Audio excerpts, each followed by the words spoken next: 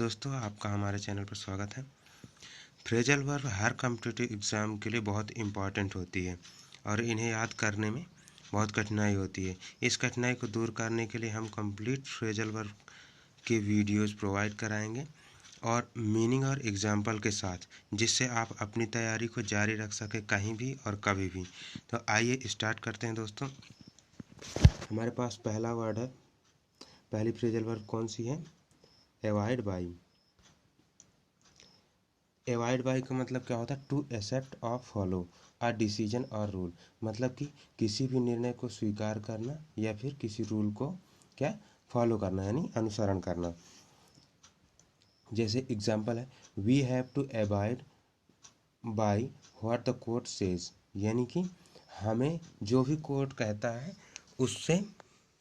उसे स्वीकार करना पड़ेगा। ठीक है ना, ये स्वीकार करना चाहिए, यानी बाध्यता दर्शाता है कि जो भी सुप्रीम कोर्ट कहेगा वो हमें क्या करना पड़ेगा, मानना पड़ेगा।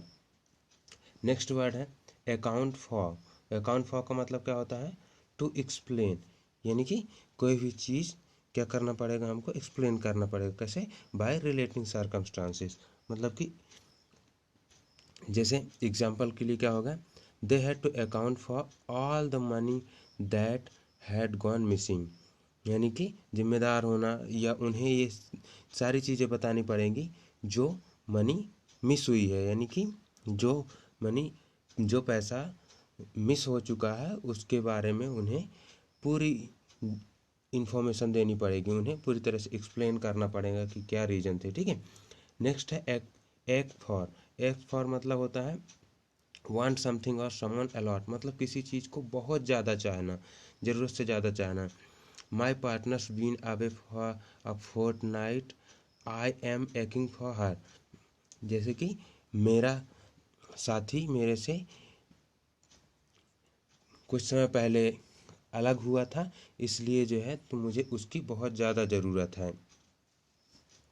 Next one is act on. Act on means क्या होता है?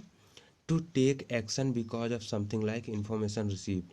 मतलब कि कैसे एक्ट करना? कोई भी इंफॉर्मेशन आपको मिली है, उस पर आपको जो है तो क्या करना है, एक्शन लेना है। तो इसके लिए जैसे एग्जाम्पल क्या है, the police were acting on a tip from an informer and caught the gang red handed. मतलब पुलिस एक्ट कर रही है किस पर?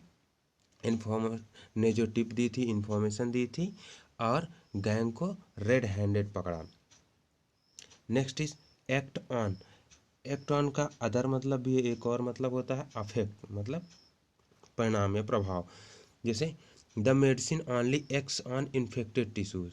यानी कि जो भी मेडिसिन है वो किस पर प्रभाव करती है? सिर्फ इन्फेक्टेड टिश्यूज पर, और कहीं भी प्रभाव नहीं डालती है। ठीक है। नेक्स्ट है act out. Act out means क्या होता है? Perform something with actions and gestures. मतलब कोई भी चीज़ जो है तो आप अपने एक्शंस या फिर जेस्चर्स से जो है तो परफॉर्म करें। जैसे एग्जांपल है, दे acted out the story on stage. तो स्टेज में उन्होंने स्टोरी कैसे एक्ट की? एक्शंस और जेस्चर्स के थ्रू। ठीक है। नेक्स्ट इज एक्ट आउट का एक और मतलब होता है express an emotion in your behaviour. यानी कि अपने इमोशंस को अपने व्यवहार में जो है एक्सप्रेस करना, बताना। जैसे their anger is acted out in their anti social behaviour. यानी कि उनका क्रोध जो है तो कैसे बिहेवियर में, एंटी सोशल बिहेवियर में दिखाई देता है। ठीक। Next is act up. Act up means behave badly और strangely.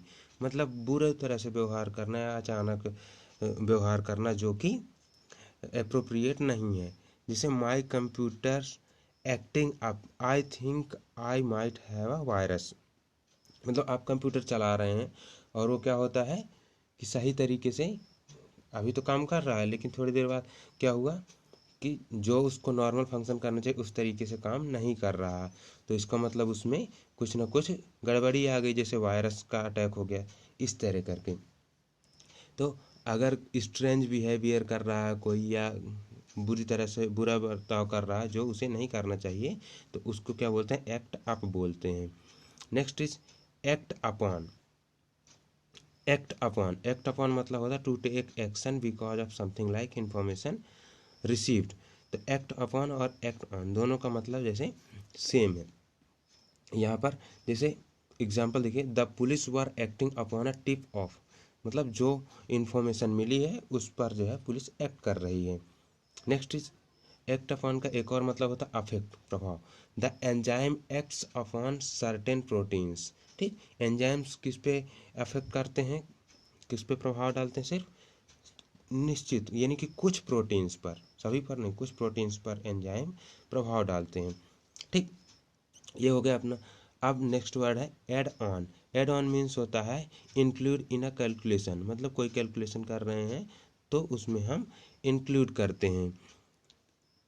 You have to add the VAT on to the price they give, यानी कि जो भी हम प्राइस दे रहे हैं तो उसमें क्या ऐड करना पड़ेगा, हमें वैट को भी, वैल्यू एडेड टैक्स जो है उसको भी इंक्लूड करना पड़ेगा, तब जाके हम उसकी प्राइस जो है तो कंफर्म करेंगे कितनी होती है। ठीक है, फिर एड अप। एड अप मतलब होता है to make a mathematical total, यानी कि हमें मैथमेटिकल टोटल करने के लिए क्या बोलते हैं, एड अप बोलते हैं। We added up the bill to check it was correct, यानी कि हमने बिल को ऐड किया कि यह करेक्ट है या नहीं है।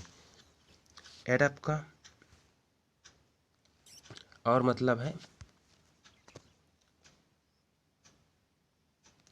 To make a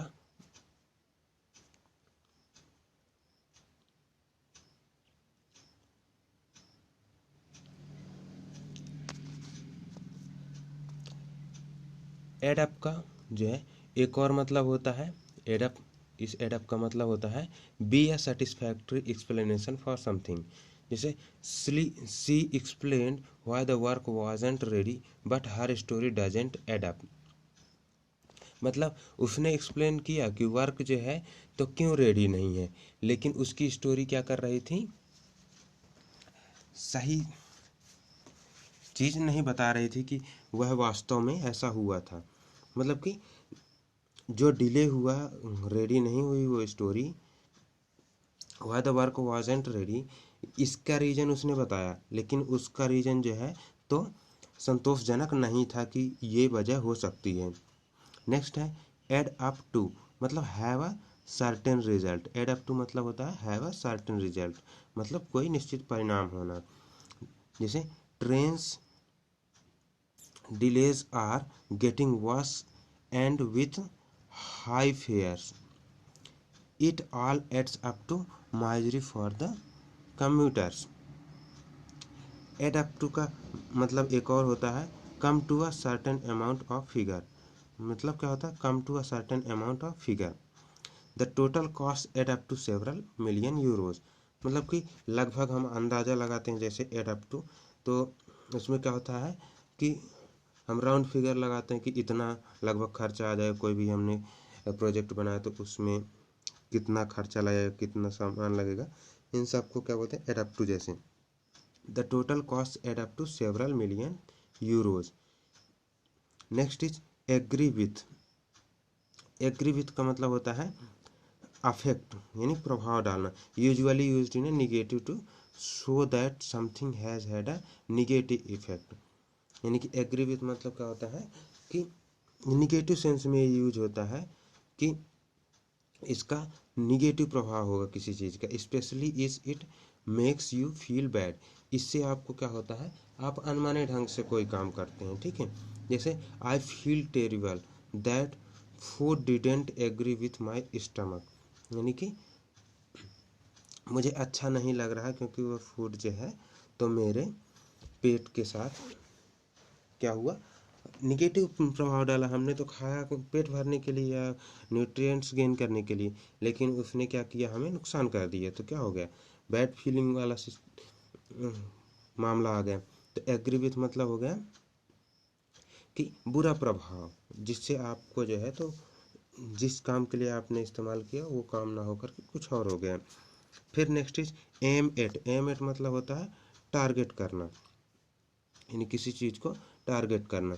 the magazine is aimed at teenagers. Aimed at का मतलब क्या होता है? एम एट का मतलब होता है टू टारगेट, यानी कि किसी को टारगेट करके कोई भी चीज़ बनाना। जैसे the magazine is aimed at teenagers, मतलब कोई मैगजीन प्रकाशित हो रही तो इस पर किसके लिए प्रकाशित हो रही? टीनेजर्स के लिए प्रकाशित हो रही है। तो the magazine is aimed at teenagers, मतलब मैगजीन किसके लिए प्रकाशित हो रही है? टीनेजर्स को ध्यान में रखते हुए प्रकाशित की जा रही है। तो फिर नेक्स्ट है एम्ड एट का एक और मतलब क्या होता है? इंटेंड टू अचीव, मतलब कोई भी चीज़ हमने टारगेट रखा उसको अचीव करना है। They are aiming at reducing cost by 10%। वो टारगेट क्या बना रहे हैं? अचीव करने का क्या बना रहे हैं कि हम अपनी कॉस्ट को कैसे रिड्यूस करेंगे? 10% तक रिड्यूस करेंगे। यहाँ पर देखिए, they aim at reducing cost by 10%। ठीक। Next is allow for. Allow for का मतलब होता है include something in a plan or calculation, मतलब कि कोई भी प्लान आप कर रहे हैं या कैलकुलेशन कर रहे हैं तो उसमें अन्य चीज़ों का भी इंक्लूड करेंगे, अन्य चीज़ों को भी इंक्लूड करेंगे। जैसे you should allow for delays when planning a journey, मतलब जब आप कोई यात्रा के लिए प्लानिंग कर रहे हैं तो उसमें आपको कहीं ना कहीं देरी भी होगी। ऐसा तो है नहीं कि बस आप गए स्टेशन पर, आपको वहाँ पर बस मिल गई तो तुरंत खड़ी है तुरंत चले गए। ऐसा भी हो सकता है नहीं मिली तो आपको इंतज़ार करना पड़ेगा। आप अपनी बाइक लेके गए या कार लेकर गए तो क्या हुआ, आपकी कार में कोई जो है तो खराबी आ गई, उसकी वजह से आप लेट हो गए। तो इन सब को इंक्लूड करना पड़ेगा अपनी कैलकुलेशन में या प्लान में। Next is allow of. Allow of मतलब होता है मेक पॉसिबल और परमिट। क्या होता है? मेक पॉसिबल और परमिट।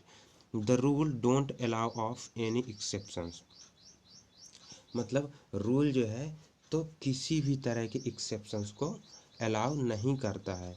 ठीक है, कि जो है तो कोई भी गड़बड़ी आ जाए किसी भी चीज़ में। Next is angle for. Angle for means होता है try to get something indirectly by hinting और सजेस्टिंग, मतलब होता है कि आप कोई भी पर्टिकुलर रिएक्शन या रिस्पांस चाह रहे हैं किसी से भी, किसी दूसरे व्यक्ति से, वो भी बिना डायरेक्ट कहे कि हम जो है तो ऐसा चाहते हैं। इसके लिए जैसे he is been angling for an invitation but I don't want him to come. वह जो है तो इनविटेशन चाह रहा है लेकिन क्या है, वो वास्तव में नहीं चाहता कि वो आए। ठीक है, तो दोस्तों आशा करता हूँ आपको ये समझ में आया होगा। अगर आपको ये सेशन अच्छा लगा तो आप इसे लाइक करिए, शेयर करिए और कमेंट करिए, ताकि शेयर करेंगे आपके दोस्तों को भी बहुत आसानी होगी। मिलते हैं नेक्स्ट वीडियो में, तब तक के लिए धन्यवाद दोस्तों।